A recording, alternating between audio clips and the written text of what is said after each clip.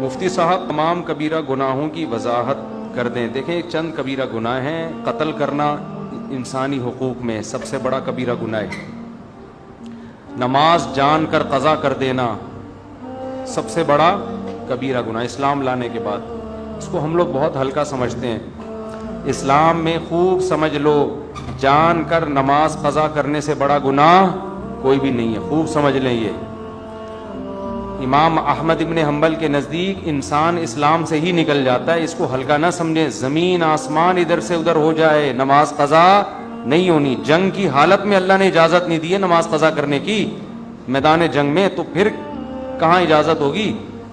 تو نماز قضا کرنا، سود کھانا اور زنا کرنا، شراب پینا، لڑکوں سے بدفعلی کرنا، ماں باپ کو ستاتے رہنا، کبھی کبھار اونچ نیچ ہو جاتی ہے انسان سے، گھر میں ہوتا ہے، اس کا تو قرآن نے بھی کہا ان تکونوا صالحین فإنہ کان للأوابین غفورا۔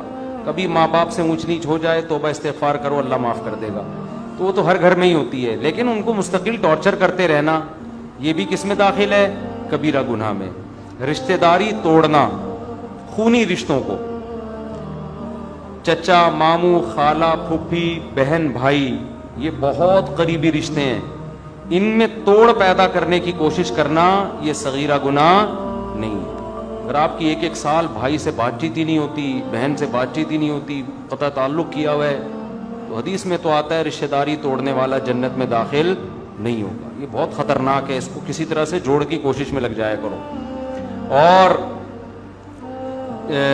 بد نظری کبھی کبھار ہو جائے تو صغیرہ گناہ ہے، بار بار کرتے رہو گے تو وہ بھی کبیرہ میں داخل ہے۔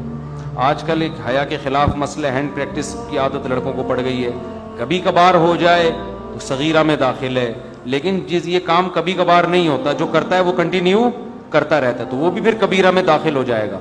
تو اس طرح کے ہیں، جھوٹ بولنا، چھوٹے موٹے جھوٹ، ادھر کی ادھر چھوٹی موٹی ٹوپیاں لوگ کرا دیتے ہیں، کبھی کبھار ہلکا پھلکا جس سے کوئی نقصان بھی نہیں ہو رہا کسی کو بڑا، تو یہ صغیرہ میں داخل ہے۔ اور پوری آپ نے پگڑیاں لا کے پہنانا شروع کر دی، ٹھیک ہے نا، اس جھوٹ کی بیس پر لوگوں کی عزتیں اچھل رہی ہیں اور حق اور باطل میں خلط ملط ہو رہا ہے، تو یہ کس میں داخل ہوگا؟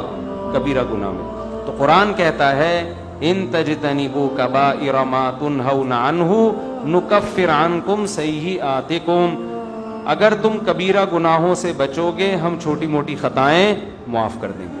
تو یہ سب کبائر، ویسے داڑھی کاٹنا بھی کبیرہ گناہ میں داخل ہے معذرت کے ساتھ، ٹھیک ہے نا، کیونکہ یہ بھی ایک دفعہ نہیں ہوتا، کنٹینیو لگا رہتا ہے جسم کے ساتھ۔ عورت اگر پردہ نہیں کرتی ہے، پردہ کبھی کبھار بے پردگی ہو جاتی ہے، صغیرہ میں داخل ہے۔ مستقل عادت ہے، کبھی پردہ ہی نہیں کرتی، جیسے عورتیں جو بے پردہ ہوتی ہیں تو کبھی بھی نہیں کرتی، پھر وہ تو وہ پھر کبیرہ میں داخل ہے۔